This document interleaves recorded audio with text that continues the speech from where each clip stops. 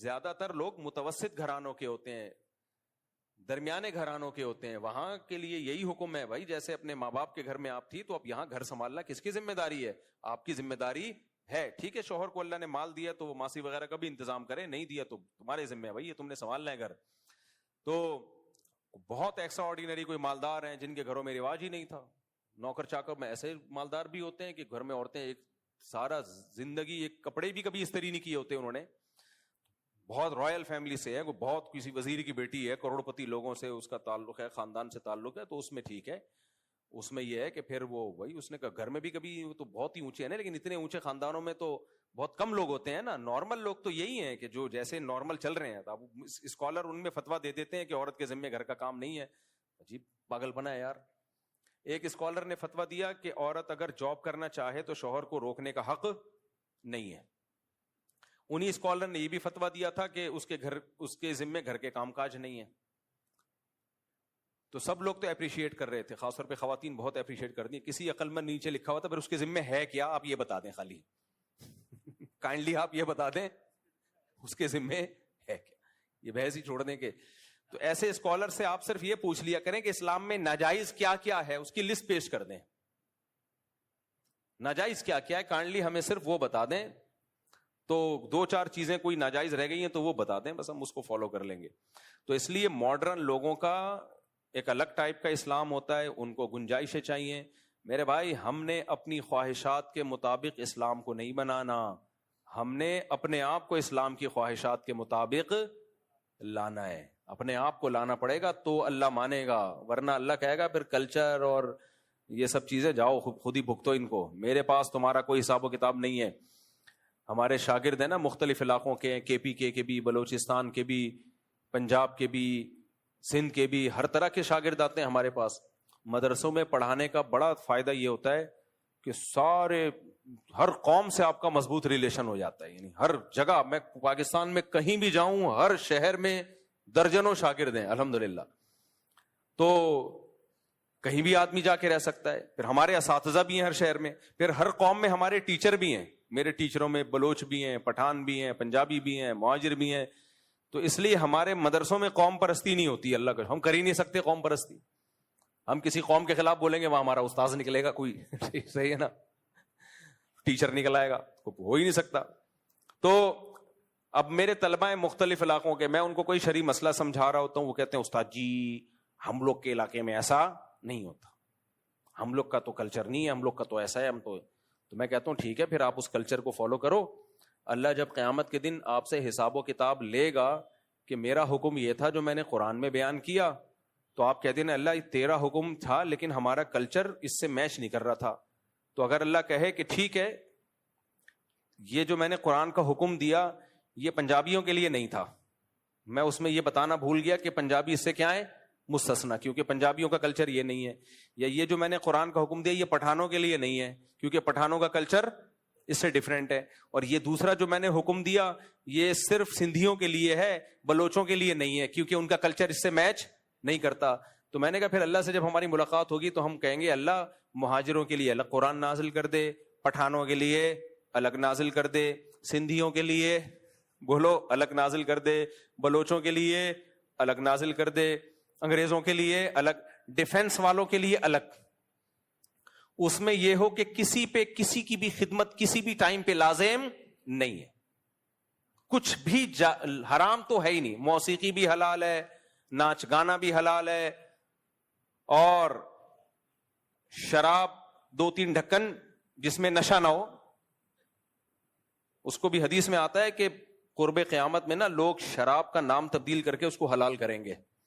تو ابھی فی الحال اسکالرز میں اتنی ہمت ہوئی نہیں ہے کہ شراب کو حلال کر دیں، لیکن رپورٹ نبی صلی اللہ علیہ وسلم خبر پہلے دے چکے ہیں کہ یہ بھی حلال ہوگی، کیونکہ کون چھوڑے گا بھائی شراب. اچھا یورپ امریکہ میں عجیب ہی ڈیزائن چل رہا ہے، وہاں لوگ بتاتے ہیں ہم ہوٹل میں جاتے ہیں، ہوٹل کا مالک شراب بھی پی رہا ہوتا ہے. اچھا جو بیرے آتے ہیں نا، جو کسٹمر آتے ہیں شراب منگواتے ہیں، اور جب گوشت آئے نا تو کہتے ہیں یہ حلال ہے یا حرام ہے. یعنی مرغی جو ہے ہوتی مرغی ہے تو یہ ہاتھ سے ذبح کی بھی ہے یہ مشینی ہے. تو کہتے ہیں یار ادھر اتنا نیک بنا ہوا ہے کہ کھلا بھی مرغی رہے ہیں, خنزیر نہیں کھلا رہے, اور اس میں اتنا کہ مسلمان نے بسم اللہ اللہ اوپر پڑھ کے ذبح کیا بھی, اور دوسری طرف بوتل رکھی ہوئی ہے شراب کی. میں نے کہا چلو یار, اسلام کی تھوڑی شراب کی اس کو عادت پڑ گئی, لیکن وہ یہ کہہ رہا ہے کہ یار جس چیز کی عادت پڑ گئی وہ اب مجبور ہو گیا ہوں. اللہ تو اس مجبوری کو نہیں مانتا, لیکن اچھی بات ہے نا یہ تھوڑی کہ اب وہ شراب پی رہا ہے تو خنزیر بھی کھانا شروع کر دے. ہمارے فرمایا کرتے تھے کہ آج کا مسلمان ہر گناہ کر رہا ہوتا ہے, کچھ ایسے نیکی کے کام کر رہا ہوتا ہے کہ آدمی حیران ہو جاتا ہے کہ یار یہ کیسے کر رہا ہے. تو پھر مثال دیتے تھے کہ کتے سے کسی نے پوچھا کہ تو ٹانگ اٹھا کے پیشاب کیوں کرتا ہے؟ کتے نے کہا چھینٹے نہ پڑ جائیں. گٹر کے پانی میں بیٹھے گا, گٹر کا پانی پیے گا, سڑا ہوا گوشت کھائے گا, نہ بات کرنے کی تمیز, نہ چلنے پھرنے. کتا کو لے کے گھومنا بہت مشکل کام ہے. میں انگریزوں کو دیکھتا ہوں نا, جب کتے کو واکنگ کے لیے نکلتے ہیں تو اللہ کی قسم یہ منظر ہوتا ہے, ایسا لگتا ہے کتا ان کو لے کے نکلا ہے. یہ کتے کی طبیعت میں چین نہیں ہے, کبھی ادھر کبھی ادھر کبھی ادھر کبھی ادھر. اس کو بہت مشکل سے زنجیر سے سنبھالا ہوا ہوتا ہے انہوں نے, ایک ٹینشن میں ہوتے ہیں. ایسا نہیں ہوتا کتا لے کے نکلے اور وہ آرام سے, جیسے ہماری پلی ہوئی بکری ہو لے کے نکلے, گایا لے کے نہیں نکلتے لوگ. تو جو پلی ہوئی گائے ہوتی ہیں جہاں جاؤ آپ آرام سے چل رہی ہے. کتا ایسا نہیں ہوتا, کبھی ادھر جا رہا ہے کبھی ادھر جا رہا ہے, کبھی کسی کو منہ مار رہا ہے, وہ اس کا مالک بار بار گھسیٹ رہا ہوتا ہے. میں کہتا ہوں یار انہوں نے کتنی بڑی ٹینشن پالی ہوئی ہے, اور دیکھنے میں یہی لگ رہا ہوتا ہے کہ یہ کتے کو لے کے نہیں, کتا ان کو لے کے نکلا ہے. تو کتا جو ہے ہر گند میں منہ مار لے گا, گٹر کا پانی پیے گا, لیکن جب پیشاب کرے گا تو ٹانگ اٹھا لے گا کہ کہیں چھینٹے نہ پڑ جائیں. تو آج کل کے کتنے اسکالرز ہیں, ہر چیز گانا بجانا حلال, موسیقی حلال, مکس گیدرنگ حلال. تو ایک اسکالر کی تصویر آئی, یوں کر کے بیٹھے ہوئے ہیں, وہ ہر چیز کو حلال کر رہے ہیں نا. تو نیچے کسی نے لکھا ہوا تھا یہ سوچ میں پڑے ہوئے کہ 2-4 چیزیں حرام رہ گئی ہیں, ان کو میں حلال کیسے کروں. 2-4 چیزیں حرام رہ گئی ہیں کسی طریقے سے. تو اس لیے میرے بھائی دیکھو, کشتیاں جلا کے اسلام کی طرف آؤ, پھر مزہ آئے گا. یہ مت دیکھو میں ڈیفنس میں رہتا ہوں, میں کلفٹن میں رہتا ہوں, میں امریکہ میں رہتا ہوں, میں کینیڈا میں رہتا ہوں. میں بھائی اللہ کا قانون ہر جگہ ایک ہی ہے. ہر جگہ اللہ کا قانون کیا ہے؟ ایک ہے. مقاصد پہ سمجھوتا نہیں ہے, مقاصد پہ, ذرائع پہ سمجھوتا ہے. یہ تھوڑی گاڑی اردو ہے, اس کا مطلب بتا دیتا ہوں. مقاصد کیا ہے؟ شریعت چاہتی ہے نماز قائم ہو, چاہتی ہے کہ نہیں چاہتی؟ تو نماز آپ کو پڑھنی پڑے گی. شریعت چاہتی ہے رمضان میں روزہ آپ بولو رکھیں, آپ کو رکھنا پڑے گا. شریعت چاہتی ہے سال میں ایک دفعہ زکوٰۃ نکلے, آپ کو زکوٰۃ دینی پڑے گی. شریعت چاہتی ہے آپ جو مالدار ہیں قربانی کرے, آپ کو قربانی کرنی پڑے گی. شریعت چاہتی ہے کہ آپ کا پڑوسی بھوکا سوئے گا تو قیامت کے دن سوال کس سے ہوگا؟ آپ سے ہوگا, تو پیٹ آپ کو اس کا بھرنا پڑے گا. بہت ساری چیزیں جو مقاصد شریعت میں سے ہیں. کوئی ڈوب رہا ہو اس کی جان اگر آپ بچا سکتے ہو تو آپ پہ بچانا فرض ہے. ابھی دیکھو سوات میں کتنا, میں باہر ملک میں تھا, مجھے تو پہلے میں نے کہا یہ شاید فیک ہے, اے آئی سے بنائی ہوئی ویڈیو ہے. کتنے دیر تک بےچارے, اتنا بڑا خاندان دریا کے بیچ میں کھڑا ہوا ہے, کیا آدمی کی نیندیں اڑ جائیں اگر زیادہ سوچنا شروع کرے اس پہ. کوئی مدد کے لیے نہیں آیا. تو آپ کا کیا خیال ہے؟ دنیا والوں نے تو چھوڑ دیا, لوگ وقتی طور پر حکومت کو گالیاں دیتے ہیں, اس کے بعد ٹھنڈا ہو جاتا ہے معاملہ, رو دھو کے ختم ہو جاتا ہے. تو آپ کا کیا خیال ہے؟ اللہ بھی چھوڑ دے گا؟ اللہ تھوڑی چھوڑے گا. آخرت تو اللہ نے اس لیے رکھی ہے, ان کی ایک ایک کی پکار, ایک ایک کی چیخ, جو اپنے سامنے اپنے بچوں کو ڈوبتا ہوا دیکھ رہے ہیں, ان حکمرانوں کے گلے کا پھندا قیامت کے دن بنے گی. اللہ نہیں چھوڑے گا. فرعون نے کتنا ظلم کیا تھا, بنی اسرائیل عاجز آ گئے, اور موسیٰ علیہ السلام سے ایک دن تنگ آ کے کہنے لگے, یا موسیٰ اوذینا من قبل ان تأتینا ومن بعد ما جئتنا. اے موسیٰ تیرے آنے سے پہلے بھی عذاب میں تھے, تیرے آنے کے بعد بھی عذاب میں, ہمیں تو کوئی فائدہ نہیں ہوا. حضرت موسیٰ نے کیا فرمایا؟ یا قوم استعینوا باللہ واصبروا, اللہ سے مدد طلب کرو, صبر کرو. اور قرآن کیا کہتا ہے؟ لا تحسبن اللہ غافلا عما یعمل الظالمون. ظالم کیا کر رہا ہے اللہ کو غافل مت سمجھو. دنیا میں کسی بھی ملک میں یہ واقعہ ہوتا نا, سب سے پہلے وہاں کی انتظامیہ ریزائن دے کے الگ ہو جاتی کہ اب فوراً ریزائن دے دیتے وہ. تو اس کے لیے بہت اعلیٰ کوالٹی کا بغیرت بننا پڑتا ہے, جو بہت ہی کوئی جری ہوتا ہے نا گناہوں پر, اسی کا ظرف ہوتا ہے. میں نہیں سمجھتا کہ دنیا میں کہیں ایسا دردناک واقعہ ہوا ہو. گھنٹوں کھڑے ہوئے ہیں, پکار رہے ہیں, چیخ رہے ہیں, بیٹی جا رہی ہے, سامنے بیٹا جا رہا ہے, پھر پانی میں ڈوب رہے ہیں, چیخ رہے ہیں بچاؤ, کوئی انتظام ہی نہیں ہے. یہ تو سب چیزیں پہلے سے, جس کے ہاتھ میں بھی حکومت آتی ہے, انتظام آتا ہے, وہ تو پہلے سے یہ سب چیزیں سوچ کے رکھتا ہے. فوری حادثہ ہو جاتا, ہم کہتے ہیں یار ان کو نہیں پتا چلے, بہت زیادہ بے حسی ہے. میں نے تو ایک دفعہ ویڈیو دیکھی, اس کے بعد میں نے کہا بھائی یہ سوائے نیندیں رات کو اڑنے کے اور کچھ بھی حاصل نہیں ہوگا. جانے والے تو چلے گئے. تو اللہ کی ایک آیت تسلی دیتی ہے بس ہمیں, وَلَا تَحْسَبَنَّ اللَّهَ غَافِلًا عَمَّا يَعْمَلُ الظَّالِمُونَ. ایتھیس پتہ ہے کیا کہتے ہیں, دنیا میں اتنا ظلم ہوتا ہے تو خدا اگر ہے تو اس ظلم کو ختم کیوں نہیں کرتا. یہ جو ملحد لوگ ہیں نا, خدا کے منکر ہیں, بہت دلیلیں دیتے ہیں, اتنا کچھ دنیا میں لوگ بھوک سے مر رہے ہیں, اتنا کچھ ہو رہا ہے, تو خدا کہاں ہے. ایک طرف وہ کہتا ہے میں ماؤں سے زیادہ پیار کرتا ہوں, دوسری طرف وہ خاموش بیٹھا ہے. تو ہم ایتھیس سے کہتے ہیں کہ تمہیں لگتا ہے وہ خاموش نہیں ہے. وہ پکار کے اس نے اپنی کتاب میں کہہ دیا, لا تحسبن اللہ غافلا عما یعمل الظالمون. ایسے ہی تسلی دیتی ہے نا یہ آیت. دیکھو ظالم کے بارے میں نا, جو بڑے ظالم ہوتے ہیں ان کے لیے نرم جذبات رکھنا بھی ظلم ہے. یہ خوب سمجھ لو. بعض دفعہ آدمی جب بالکل ہی غیرت لیس ہو جاتا ہے نا, جیسے ڈاکوؤں کو لوگ پکڑ کے چھوڑ دیتے ہیں کہ ہائے ہائے بیچارہ, تو ڈاکو کو تو جس نے چھوڑا ہو نا اس کو نہیں چھوڑو, پھر کبھی بھی اس کو کبھی نہ چھوڑو, کیونکہ یہ ڈاکو سے بھی زیادہ پتھر دل ہے. ایک آدمی جوان عورتوں کو بیوہ کر رہا ہو, چھوٹے بچوں کو یتیم کر رہا ہو, پسٹل ہے اس کے ہاتھ میں, تھوڑے سے پیسوں کی خاطر جوان جنازے نکال دیتا ہو, کیا گزرتی ہے گھر والوں پہ قیامت, اور آپ اس پہ ترس کھا رہے ہو کہ اس کو چھوڑ دیا جائے. اس کا مطلب آپ کی کھوپڑی خراب ہو گئی ہے. ہمارے نبی صلی اللہ علیہ وسلم پہ جب بہت زیادہ ظلم ہوا تو آپ نے بھی بد دعا کی ہے. حضرت موسیٰ سے زیادہ کوئی نرم دل ہوگا؟ پیغمبروں کا دل بہت نرم ہوتا ہے. بالآخر حضرت موسیٰ نے بھی بد دعا کے لیے ہاتھ اٹھائے فرعون اور حامان کے خلاف, کہ جو بھی فرعون کے دربار لوگ تھے ان کے خلاف حضرت موسیٰ نے بھی بد دعا کی. تو اللہ نے حضرت موسیٰ کو ملامت نہیں کی, بلکہ کہا قد اجیبت دعوتکما, اے موسیٰ تیری دعوت کو میں نے قبول کر لیا, تیری دعا میں نے قبول کر لی. تسلی دی کہ مریں گے یہ. ہمارے نبی کو اللہ نے کتنی تسلیاں دی ہیں کہ جو اسلام کے مسلسل دشمن ہیں, اے نبی آپ غم نہ کریں, میں ان کو سزا دے کے چھوڑوں گا. یہ جو بڑے بڑے ظالم ہوتے ہیں نا پتھر دل, ان کے لیے دل میں نرم جذبہ نہیں رکھنا چاہیے. تو تسلی ہمیں اسی سے ہوتی ہے, بھائی اللہ خاموش نہیں ہے. اللہ کہتے ہیں لا تحسبن اللہ غافلا عما یعمل الظالمون, ظالم جو کچھ کر رہا ہے اللہ کو اس سے غافل مت سمجھو. اے اللہ ہم کیوں غافل نہ سمجھے, تو سزا تو دے نہیں رہا. بھائی جہاں سزا کی ضرورت ہو وہاں آپ سزا نہیں دے رہے تو غفلت کا الزام تو لگتا ہے نا. پھر اللہ پہ بھی کوئی الزام لگا سکتا ہے, پھر اللہ تو اگر کہہ رہا ہے میں غافل نہیں ہوں تو پھر لگ تو ایسا ہی رہا ہے معاذ اللہ کہ تو غافل ہے.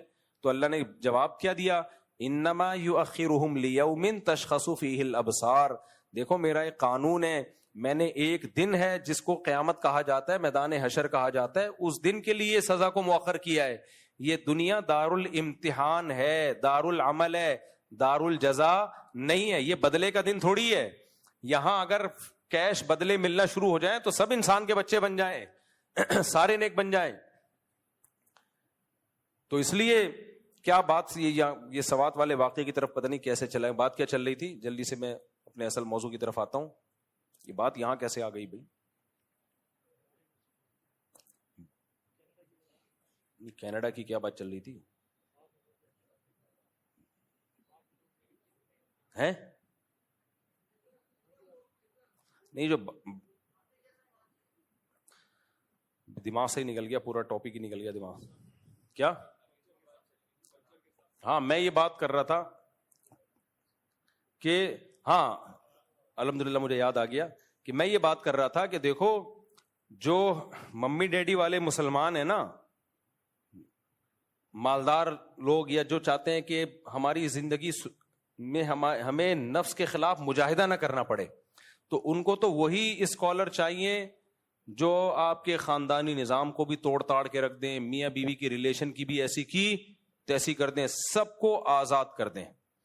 بار بار میں ایک بات کہتا ہوں, دیکھو اس وقت کا جو سب سے بڑا بت ہے نا, سب سے بڑا بت جو اسلام کے مقابلے میں آ کے کھڑا ہوا ہے, وہ ہے ویسٹرن کلچر. اور وہ ویسٹرن کلچر کا خلاصہ اگر میں 2 لفظوں میں بیان کروں, وہ ہے انڈیویجولزم. بات سمجھ میں آ رہی ہے کہ ہر آدمی دوسرے سے آزاد, کسی پر کسی کا کوئی حق نہیں ہے, ہر شخص کیا ہے, آزاد. اور اسلام بالکل اس کے اپوزٹ, اسلام بالکل اس کے الٹ ہے. مغرب جو ویسٹرن کلچر ہے, خدا پہ بلیف رکھو نہیں رکھو, تعلق بناؤ نہیں بناؤ, کوئی مسئلہ نہیں. اور جو غیر مسلم خدا کو مانتے ہیں نا, وہ بھی تعلق روحانی سکون کے لیے بنا رہے ہوتے ہیں, خدا کو راضی کرنے کے لیے بنا رہے ہوتے ہیں.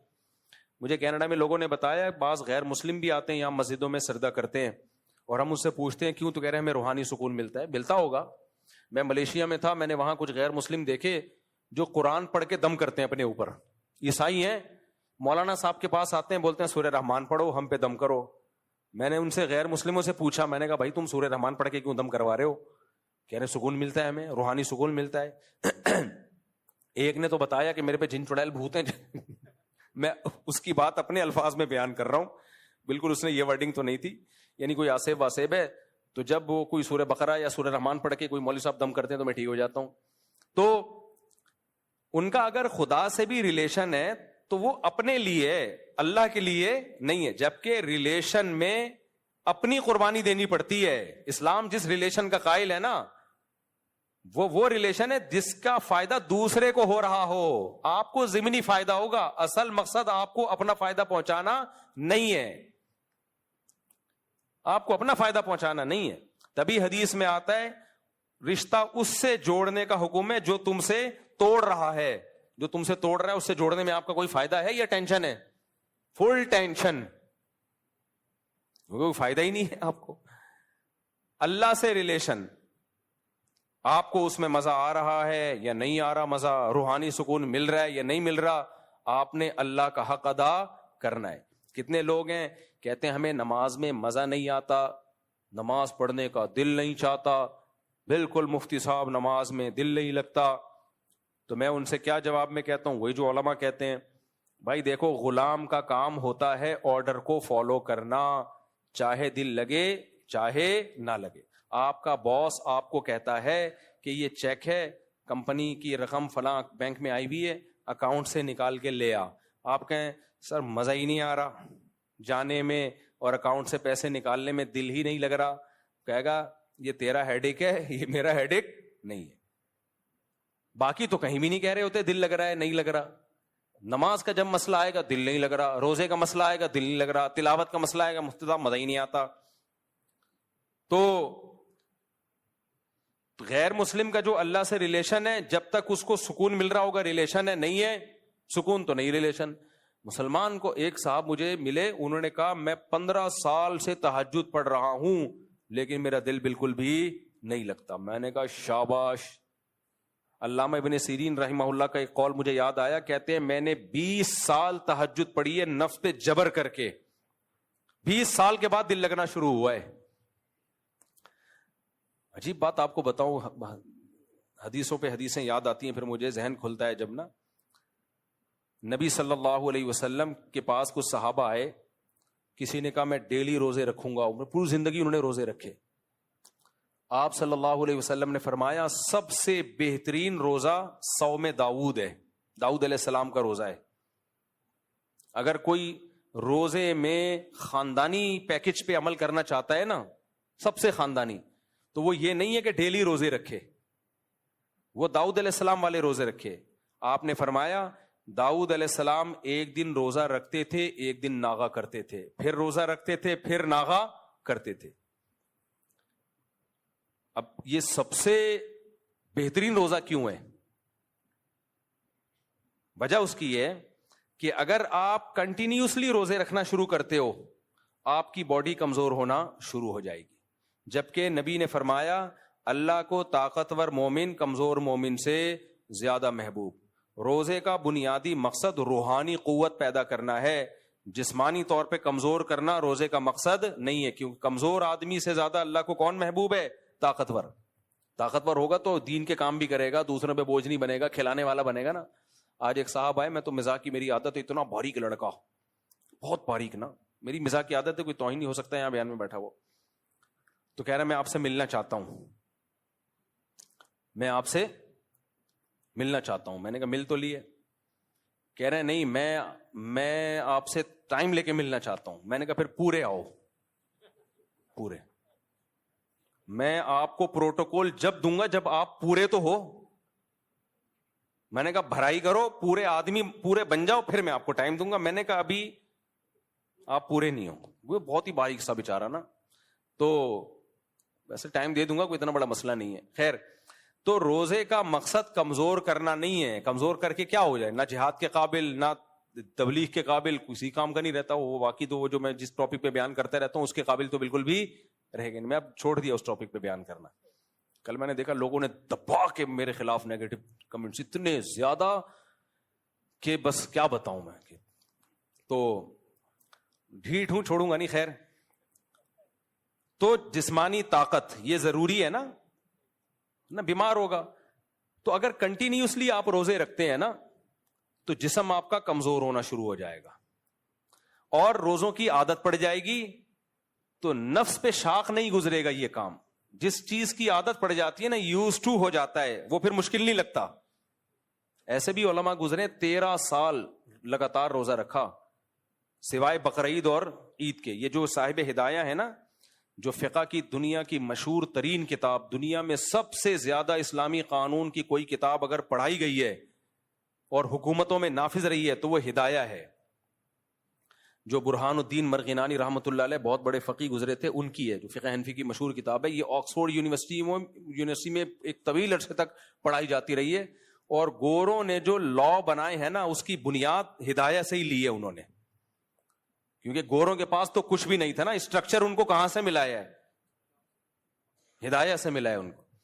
تو 80 جلدوں میں صاحب ہدایہ نے لکھی تھی، پھر اس کو مختصر کیا. تو اب کیا ہے، صاحب ہدایہ نے 13 سال لگاتار روزہ رکھا ہے. 13 سال. اکابر میں، اسلاف میں ایسے بہت واقعات ملتے ہیں ہمیں، سوائے عید کے دن ناغا کرتے تھے، باقی رکھتے تھے وہ. تو اب کیا ہوتا ہے کنٹینیوسلی، جب آپ دیکھو رمضان میں شروع کے 3-4 دن ہمیں مشکل لگتے ہیں، اس کے بعد عادی ہو جاتے ہیں. پھر تو جس دن روزہ چھوڑنا ہو کسی بیماری کی وجہ سے وہ مشکل لگ رہا ہوتا ہے. تو داؤد علیہ السلام کیا کرتے تھے؟ ایک دن روزہ، ایک دن ناغا. اس سے صحت بھی اچھی. ایک دن روزے کی وجہ سے باڈی کی سروس ہو گئی، اگلے دن کھا لیا. لیکن ہوتا پھر اگلے دن روزہ رکھنا بڑا مشکل ہوتا ہے، کیونکہ نہ رکھنے کی عادت پڑ رہی ہے نہ چھوڑنے کی عادت. کتنا مشکل کام ہے. اس سے روحانی قوت بڑھتی ہے، آدمی کی قوت ارادی بہت مضبوط ہو جاتی ہے کہ وہ جب چاہتا ہے جو کام کر سکتا ہے. ہم بہت سارے کام کرنا چاہتے ہیں، ہماری قوت ارادی ساتھ نہیں دے رہی ہوتی. صبح شام سوچ رہے ہوتے ہیں یہ کریں گے وہ کریں گے، کرنے کا ٹائم آتا ہوتے نہیں ہے. تو جو مشکل کام کر لیتے ہیں نا ان کی قوت ارادی ہو جاتی ہے مضبوط. جیسے جو ہمت کر کے ایک دفعہ نشہ چھوڑ لیں. ہمارے ایک دوست تھے یعنی اب دوست بنے، جب نشہ کرتے تھے اس وقت دوست نہیں تھے وہ. تو انہوں نے بتایا مجھے نشے کی عادت پڑ گئی تو مجھ سے چھوٹتا ہی نہیں تھا. کہتے ہیں میں نے کیا کیا، اپنے آپ کو گھر کے اندر بند کر لیا، کنڈی لگا دی، تالا ڈال دیا، ماں سے کہا کہ مجھے بس کھڑکی سے کھانا پہنچا دیا کرو. 6 مہینے تک میں گھر سے باہر نہیں نکلوں گا، کیونکہ گھر سے باہر جاؤں گا دوستوں میں بیٹھوں گا پھر نشہ. تو 6 مہینے مجھے تڑپنے کے لیے دے دو، چیخوں گا چلاؤں گا، کوئی بات نہیں، برداشت کروں گا. بہت ٹینشن والا کام ہے یہ. ہمیں نشے کی عادت نہیں ہے نا، اس لیے ہمیں نہیں. جن کو عادت ہے ان کے لیے بہت بڑی مشکل ہے.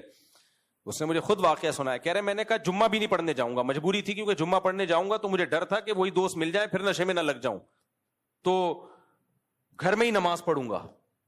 اور یہ برکت تھی تبلیغ کی. تبلیغ میں سروزہ لگایا تھا. تبلیغ والوں نے بہت دنیا چینج کی ہے بھائی. جہاں بھی دنیا میں جاؤ ایسے ایسے بدماشوں کو سیدھا کر دیا. نہ کوئی ان کا ولاگ آتا ہے، نہ کوئی پوڈ کاسٹ آتی ہے، نہ کوئی کتاب ہے جس میں ان لوگوں کی داستانیں ہوں. اور ان لوگوں کی زندگیاں تبدیل کرنے میں جس شخص کا بڑا کردار ہوتا ہے اس کا بھی کوئی نام نہیں جانتا. اس لیے میں کہتا ہوں تبلیغ سے زیادہ اخلاص والا کام شاید مارکیٹ میں ہے نہیں. میرے ہاتھ میں تو 2 آدمی بھی مسلمان ہوں گے, اگلے دن میڈیا پہ خبر آئی بھی ہوگی, حالانکہ وہ کیے کسی اور نے ہوں گے, آ کے ہمارے ہاتھ میں ہو گئے ہوں گے. تو تبلیغ کا کام میں اخلاص اینڈ ہے بھائی. تو بہت لوگوں کی زندگیاں بدلی ہیں. ہم خود جو آج یہاں دین کی خدمت کر رہے ہیں اس میں بھی تبلیغ کا دخل ہے. تبلیغی جماعت آئی تھی, اس میں ایک عالم تھے, انہوں نے مجھے گھیرنا شروع کر دیا. خیر, تو وہ شروع میں کولڈ ڈرنک چائے وائے پلاتے ہیں, اس کے پیچھے ان کے وہ رشوت ہوتی ہے وہ چائے نہیں ہوتی, وہ حلال رشوت ہوتی ہے, اس کا مقصد کچھ اور ہوتا ہے. تو کیا ہے, کیا کہہ رہا تھا یار پھر, ہاں 6 مہینے تک اس نے اپنے آپ کو بند کیا. تو کہہ رہا ہے میں اتنا طبیعت خراب ہوئی, میں نے کہا مر جاؤں گا بس. 6 مہینے بعد نشہ ختم. کہہ رہے اس قوت ارادی کا مجھے فائدہ اتنا ہوا کہ اب میں جو چاہے کھاؤں اور جو چاہے چھوڑ دوں, کیونکہ میں نے دیکھا اس کو موٹا ہو رہا تھا نا کھا کھا کے. کہہ رہے میرے لیے اپنے آپ کو دبلا کرنا کوئی مسئلہ نہیں ہے, میں نے اتنی بڑی قربانی دی ہے, میں جب چاہوں گا روٹی چاول آلو چھوڑ دوں گا. تو کہہ رہے میرے ہاتھ میں ہے, کیونکہ لوگ وزن گھٹانا چاہتے ہیں, ان سے ڈائٹنگ ہی نہیں ہوتی. آج فیصلہ کریں گے یہ پراٹھے چھوڑ دیں گے, پھر کل کھانا شروع کر دیں گے, 4 دن ہو گئے. تو اس کی قوت ارادی اتنی مضبوط, کہہ رہے اب مجھ سے جو چاہے کروا لو, میں وہ کر لیتا ہوں. ایک دفعہ کسی نے پکڑ لیا, پڑ کے کوٹا, چند ڈاکوؤں نے مارا پیٹا اس سے کچھ اگلوانے کے لیے, نہیں بولا اس نے. کہہ رہا مجھے ایسا لگ رہا تھا کوئی گدگدیاں کر رہا ہے میرے. تو روزہ ایک دن رکھنا, ایک دن ناغا, ایک دن رکھنا, ایک دن ناغا, یہ نفس پہ بہت گراں گزرتا ہے یہ عمل, لیکن اس سے انسان کی قوت ارادی بہت مضبوط ہو جاتی ہے. تو اس لیے اس تکلف میں مت رہا کرو کہ نماز میں مزہ آ رہا ہے یا مزہ نہیں آ رہا, روزے میں مزہ آ رہا ہے یا مزہ نہیں آ رہا. اور میں آپ کو شرطیہ کہوں, اس نیت سے نماز پڑھنا شروع کر دی نا کہ مزہ آئے نہ آئے, اللہ کی قدرت ہوتی ہے, آنا شروع ہو جاتا ہے. صرف ان کو نہیں آتا جو یہ سوچ کے پڑھتے ہیں کہ مزہ کیوں نہیں آ رہا, ان کو نہیں آتا. تو اسی طرح ماں باپ کی خدمت ہے, بعض دفعہ بوجھ ہوتی ہے انسان کے اوپر, بھائی چھوڑو, کس کا حکم ہے, اللہ کا حکم ہے. گھر والوں کو ٹائم دینا, بیوی بچوں کو, یہ بھی بڑا مسئلہ ہے, لوگ ٹائم نہیں دیتے. جو لوگ اپنے بچوں کو ٹائم نہیں دیتے نا, وہ بچوں کی محبت سے محروم, بچوں کی محبت سے بولو محروم. میں نے ایسے ایسے بیچارے بڈھے دیکھے ہیں, بچوں سے لنک ہی نہیں تھا ان کا. ایک صاحب نے بتایا میرے بچے ایسے بڑے ہو رہے ہیں یوں کر کے, کیونکہ کہتے ہیں میں جب صبح آفس جاتا ہوں تو وہ سو رہے ہوتے ہیں, جب آفس سے واپس آتا ہوں تو وہ سو چکے ہوتے ہیں. تو ایک دن میں نے دیکھا تھا اتنے تھے, اب مجھے تھوڑے سے, جو ملک سے باہر رہتے ہیں 2-2 سال کے بعد آتے ہیں, ان کے ساتھ کیا ہوتا ہے. ایک صاحب 2 سال کے بعد آئے, جاب تھی ان کی باہر, دروازہ نوک کیا تو بچہ آیا, امی سے کہتے ہیں امی کوئی صاحب آئے ہیں ملاقات کے سلسلے میں. سمجھ رہے ہو کیا زندگی ہے بھائی. تو اللہ کا حکم سمجھ کے بچوں کو وقت دے دو. آپ کو اگر اچھے نہیں لگ رہے نا, تھوڑے دن بیٹھو. ہمارے ایک دوست ہیں کووڈ میں نا, ان کے سفر بہت ہوتے تھے, پوری دنیا میں ٹریولنگ. کووڈ کے دنوں میں کہیں سفر رہا نہیں نا, مجبوراً گھر میں بیٹھنا پڑا.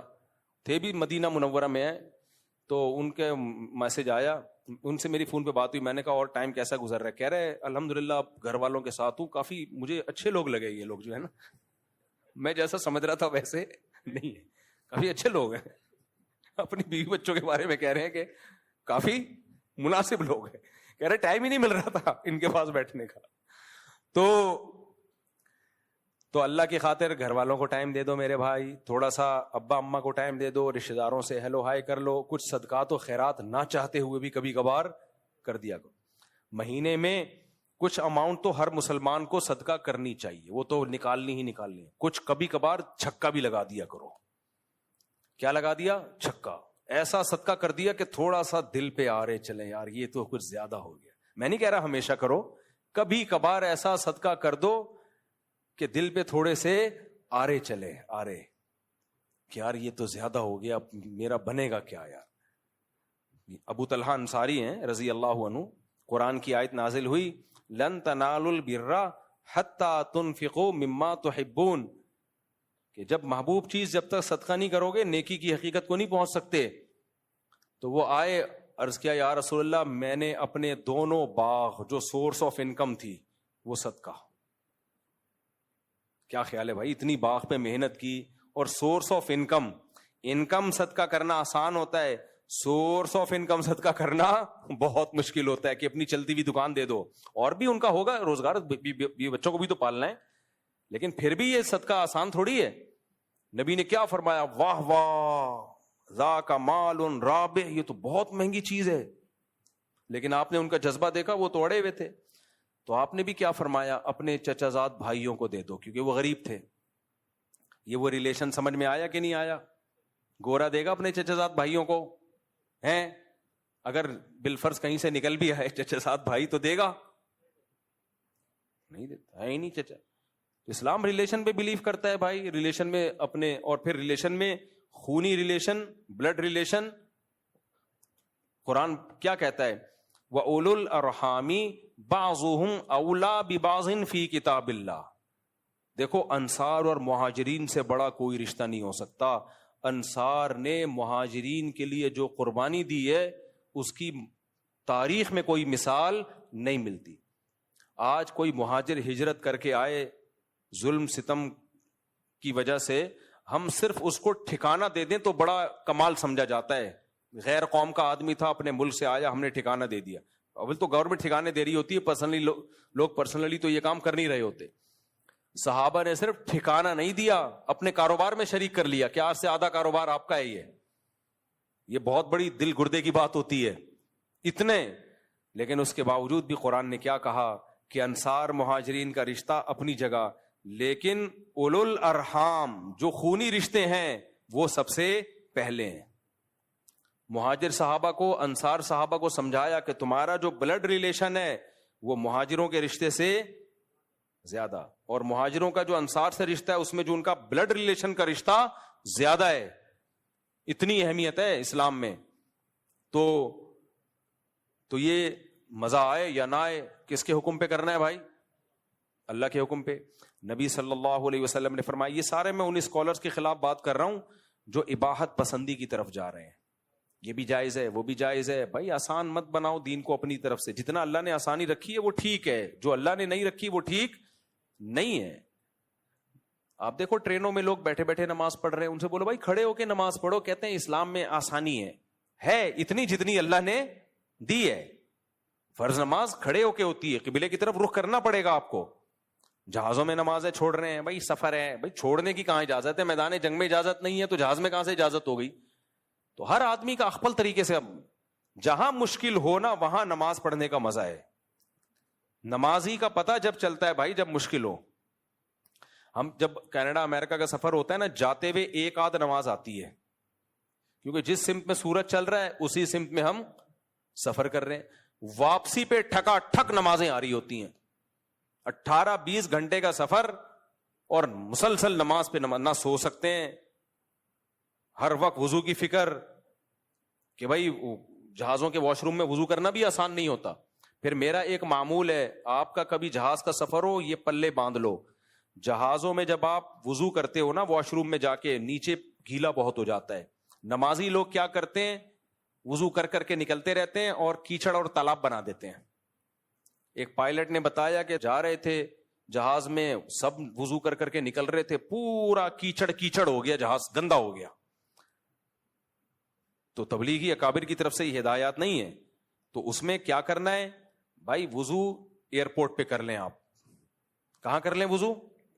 میں یہی کوشش کرتا ہوں بھائی واش روم وغیرہ سے پہلے فارغ ہو جاؤ تاکہ جہاز میں وضو کرنے کی نوبت ہی نہ آئے، کیونکہ ان کا سارا نظام اس سے خراب ہوتا ہے، متاثر ہوتا ہے۔ وضو آپ ایئرپورٹ پہ ہی کر لیں، حتی الامکان کوشش کریں ایئرپورٹ پہ نماز پڑھ لیں، آپ ڈیلے نہ کریں اس کو آپ۔ اور اگر پھر بھی مجبوراً وضو کرنا پڑ جائے جہاز میں، تو میں کیا کرتا ہوں، میرا معمول ہے کم سے کم پانی استعمال کیا، جو نیچے گرا ہے، کہتے ہوئے تھوڑا عجیب سا لگ رہا ہے لیکن یہ کیا کرو، ٹیشو سے لے کے اپنے ہاتھ سے پورا میں نیچے کا فرش صاف کرتا ہوں، تاکہ ایسا نہ ہو جہاز کا جو عملہ ہے وہ بولے کہ یار نمازیوں کی وجہ سے ہماری ساری سروس کیا ہو جاتی ہے، خراب، کیونکہ کچھ نہ کچھ چھینٹے نیچے پڑیں گی، اور نئے آنے والے کو تکلیف ہوگی، کیا کیچڑ بنا کے چلے گئے مولانا صاحب، کوئی گورا کیچڑ بنا کے جاتا نہیں ہے، لبرل لوگ کیچڑ نہیں ہے، جب بھی نمازی آئیں گے کیچڑ، تو تھوڑی سی ہمت کر لو۔ اپنے ساتھیوں کو بھی کہتا ہوں بھائی جو بھی واش روم میں جو جائے گا وضو کرے گا تو ٹیشو سے لے کے پورا فرش، کیا یہ نہیں کہہ رہا کہ وہ اس میں گھس جائیں, وہ تو ویسے ہی صاف ہوتا ہے. فرش کو اچھی طرح کیا کریں, نیچے کا صاف کریں, اس کے بعد ہاتھ اچھی طرح دھو لیں. آپ تھوڑی سی ٹینشن ہوگی, تھوڑی سی ہمت ہوگی, لیکن صاف ستھرا رہے گا. جہاز کے عملے کو یہ اعتراض نہیں ہوگا کہ یار ہمارا واش روم گندا کر دیا انہوں نے, یہ کیا مصیبت میں ڈال دیا ہم لوگوں کو. تو یہ بھائی یہ ٹینشن تو لینی پڑے گی نا. ایسے فری پھوکٹ کی نماز تو کچھ بھی نہیں, کام نہیں ہے تو چلو نماز پڑھ لیتے ہیں, ٹائم اچھا گزر جائے گا, یہ تو بہت سے لوگ کر لیتے ہیں. نماز کا پتہ بیماری اور سفر میں چلتا ہے, بیماری اور سفر میں چلتا ہے کہ یہ نمازی ہے یا نہیں. بیمار ہو گئے, اب طہارت مشکل ہو رہی ہے, بھائی چھوڑو یار یہ کر دو, تیمم کر لیں گے. بھائی تیمم جب جائز ہے جب پانی کا استعمال ممکن ہی نہ ہو. آپ بستر پہ ٹب میں پانی منگوا کے وضو کر لو آپ, اور مجبوری میں 2 نمازیں اکٹھی بھی پڑھ سکتے ہو, یعنی ظہر کو آخری وقت میں پڑھو اور جیسے ہی عصر کا وقت داخل ہو عصر پڑھ لو, اس طرح سے 2 نمازیں اکٹھی کر لو. تو جتنی اللہ نے اجازت دی ہے اتنی تو ہوگی میرے بھائی, جتنی اللہ نے نہیں دی آپ کو اپنی طرف سے نہیں کرنی. وہ ٹینشن آپ نے لینی ہے اور مجھے اور آپ کو وہ ٹینشن لینی پڑے گی. تو میں یہ بتا رہا تھا کہ ہمارے جو اس ایک لبرل قسم کے اسکالرز آ رہے ہیں, تو جب یہ جدید طبقے کو دیکھتے ہیں کہ ان سے ڈرامے فلمیں چھوڑنا بہت مشکل ہے, تو ڈرامے فلمیں لیگل کر دیے, ان سے مخلوط ماحول سے بچنا مشکل ہے, تو وہ سب لیگل ہوتی چلی جا رہی ہیں. تو 2 چیزوں میں سمجھوتا نہیں ہو سکتا جو اصل میں بیان کر رہا تھا. پہلی بات, مقاصد شریعت جو ہیں ان میں سمجھوتا نہیں ہو سکتا. مقاصد شریعت میں نے بتایا کہ زنا سے بچنا ضروری ہے اور شراب سے بچنا ضروری ہے, نماز پڑھنا ضروری.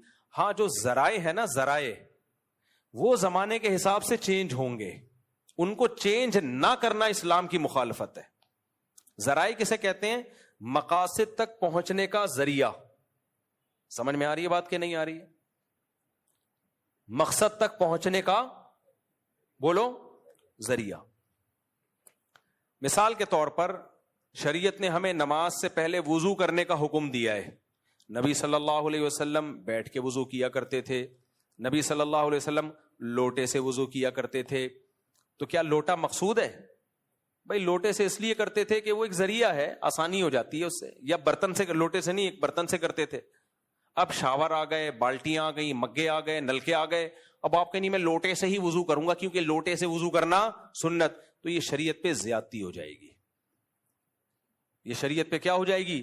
زیادتی. بھائی نبی بھی اس لیے بالٹی برتن سے کہ اس زمانے میں برتن کا رواج تھا. نبی صلی اللہ علیہ وسلم تبلیغ کے لیے ٹرین یا جہاز پہ کبھی گئے ہیں بھائی؟ نبی صلی اللہ علیہ وسلم تبلیغ کے لیے گدھے پہ گئے ہیں یا گھوڑے پہ گئے ہیں یا اونٹ پہ گئے ہیں؟ اب آپ کہو کہ میں بھی تبلیغ کے لیے جاؤں گا, امریکہ جماعت جائے گی گدھوں پہ بیٹھ کے, تو کیا خیال ہے بھائی؟ پہنچ جائے گی وہ جماعت؟ نہیں پہنچے گی. گدھے پہنچ جائیں گے, ہو سکتا ہے, وہ نہیں پہنچ پائے گی. تو بھائی گدھا مقصد تھوڑی ہے, ذریعہ مقصد ہے. مولانا ابو الحسن علی ندوی رحمت اللہ علیہ بہت ہی زیرک خاندانی عالم گزرے ہیں, بہت دور اندیش عالم تھے. تبلیغی جماعت میں عربوں میں ریاض الصالحین لانے والے وہ ہیں. وہ کہتے تھے کہ عرب لوگ کا معیار بہت اونچا ہے حدیث کے معاملے میں, تو وہ فضائل اعمال کے بجائے ریاض الصالحین. ہماری بھی یہی رائے ہے کہ ریاض الصالحین ہونی چاہیے, وہ سب کے لیے ایکسیپٹیبل ہے. باقی فضائل اعمال پہ جو اوٹ پٹانگ الزامات لگائے جاتے ہیں وہ الزامات بہرحال غلط ہیں, لیکن جب کام پوری دنیا میں پھیل گیا ہے تو ریاض الصالحین کی حدیثیں وہ ان کی کسی حدیث پہ ضعف کا الزام نہیں ہے. ایک آدھ روایت ہے جس کو کہا گیا وہ بھی بالاتفاق نہیں, جبکہ فضائل اعمال کی تو بہت ساری حدیث میں شیخ الحدیث نے خود لکھا ہے کہ یہ ضعیف حدیثیں ہیں. تو ہیں وہ صحیح حدیث کی تائید میں, وہ کوئی گمراہی نہیں پھیلا رہی ہیں. لیکن بھائی جب ایک چیز زیادہ مستند ہے اور کام پھیل گیا, سب کے لیے ایکسیپٹیبل ہے, تو وہ زیادہ بہتر ہے. خیر یہ تبلیغ والوں کا مسئلہ ہے وہ کیا کرتے ہیں. تو اب کیا ہے, مولانا ابو الحسن علی ندوی رحمۃ اللہ علیہ نے تبلیغ کو بھی بہت متعارف کروایا عربوں میں, بہت ان کی خدمات ہیں. وہ یہ کہا کرتے تھے کہ مقاصد پہ کبھی بھی سمجھوتا مت کرو. جو زمانے کے تبدیل ہونے سے جو شریعت میں مقصودی حکام ہے نا, ان کو بھی اگر تبدیل کر دیا تو وہی حشر ہوگا ہمارا جو یہودی اور عیسائیوں کا ہوا. ان کا دین آج محفوظ نہیں ہے. اجتہاد کر کر کے نا, یہ بھی جائز ہے, یہ بھی جائز ہے, یہ بھی حلال ہے, وہ بھی, وہ عقل سے سوچتے ہیں. عورت کو طلاق کا رائٹ دے دیا انہوں نے, وراثت کے حکام میں تبدیلی کر دی کہ آپ اپنی اولاد کو نہیں دینا چاہو تو کسی اور کو بھی دے دو، جب آپ کی جائیداد ہے آپ نہیں دینا چاہتے. اسلام تو کہتا ہے نہیں بھائی، آپ وصیت کر ہی نہیں سکتے اولاد کو محروم کرنے کی. بہت سارے حکام ہیں، وہ آپ کی عقل میں آئیں یا نہ آئیں، فالو کس کو کرنا ہے؟ اسلام کو کرنا ہے. طلاقیں دے دی ہیں، بس اللہ کا حکم ہے، چاہے سمجھ میں آئے نہ آئے، علیحدگی ہو گئی. اور بھی بہت سارے حکام ہیں. روزہ رکھنا ہے رمضان کا. میں جب یہ مسئلہ بیان کرتا ہوں نا کہ مزدور پر بھی رمضان کا روزہ واجب ہے، تو وہاں بھی ہمارے لبرل لوگوں کی چیخیں نکل جاتی ہیں. لبرل لوگ کہتے ہیں خود مزدوری کر کے روزہ رکھو نا، خود تو ریووں میں ایئر کنڈیشن آن کر کے بیٹھ کے روزہ رکھتے ہیں، اور مزدوروں کو کہہ رہے ہیں کہ شدید گرمی بھی ہو اور بے تحاشا پیاس بھی ہو، دن لمبا بھی ہو اور محنت مزدوری کرنی بھی ہو، اور رمضان کا مہینہ آ جائے تو مزدور پر بھی روزہ رکھنا بولو واجب ہے. شریعت کا مسئلہ یہی ہے. ہاں مسافر ہے تو پھر چھوڑ سکتا ہے. تو اب یہ ہمارے لبرل لوگوں کی چیخیں نکلتی. میں نے جب یہ مسئلہ بیان کیا، لوگوں نے کہا خود رکھو نا پتہ چلے، خود رکھو نا پتہ چلے. مجھے پتا ہے میں خود رکھوں گا تو پتہ چلے گا، لیکن اگر میں مشکل میں آ کے اللہ نہ کرے میں روزہ چھوڑ دوں تو میرے چھوڑنے سے روزہ چھوڑنا حلال نہیں ہو جائے گا. کسی مولوی کے گناہ کرنے سے گناہ حلال تھوڑی ہو جاتا ہے، کیونکہ اللہ تعالیٰ نے روزہ چھوڑنے کی اجازت مریض کو دی اور مسافر کو دی، مزدور کو نہیں دی ہے. کیونکہ ہارڈ ورکنگ اور سافٹ ورکنگ اس کا کوئی معیار تھوڑی ہے. کوئی زیادہ محنت کرتا ہے، کوئی کم محنت کرتا ہے، کوئی بے روزگار ہے سارا دن گھر میں پڑا رہتا ہے، کوئی ٹریولنگ ہے، یعنی کسی کو محنت کرنی پڑتی ہے. تو اللہ نے ایک اصول بیان کر دیا، بھائی مریض اور مسافر نہیں چھوڑ سکتا، تو مزدور رات کو محنت کرے، رات کو نہیں کر سکتا، دن میں اگر مجبوری ہے تو روزہ رکھنا پڑے گا اس کو. کیونکہ ہم ایسا بے لگام اجتہاد کر نہیں سکتے نا. علماء بیان